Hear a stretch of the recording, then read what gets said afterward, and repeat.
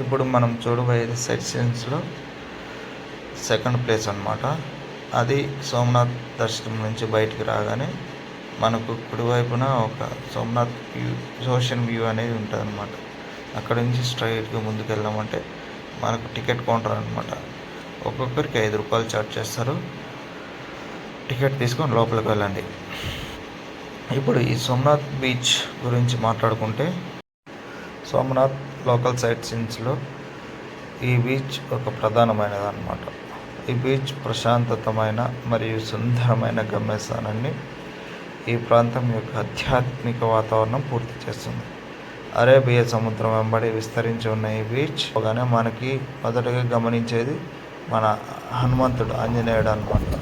ఆంజనేయుడి దగ్గర ఆశీర్వాదం తీసుకొని సముద్రం బీచ్ దగ్గరికి వెళ్తే మధురమైన ఇసుకతో లయబద్ధమైన అలలతో ప్రశాంతమైన తిరోగమనాన్ని అందిస్తుంది.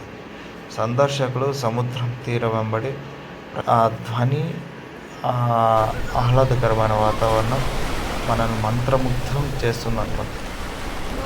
ఈ బీచ్ రద్దీ మరియు సందడి నుంచి రిఫ్రెష్ అయ్యేలాగా మనల్ని చేస్తుందన్నమాట. ఈ బీచ్ యొక్క ప్రశాంతమైన వాతావరణం విశ్రాంతి తీసుకోవడానికి ప్రయాణికులను ఆహ్వానిస్తున్నట్టు మనం చూడొచ్చు అన్నమాట. ఈ ఏకాంత క్షణాలను కోరుకుంటాం, వినోద కార్యక్రమాలు నిమగ్నమవుతాం.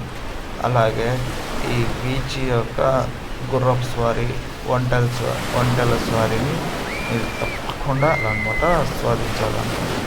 సో ఇవి 2 స్వారీల్లో ఏదో ఒకటి మీరు స్వారీ చేస్తూ మన సముద్రం బీచ్ని ఆస్వాదించవచ్చు అన్నమాట.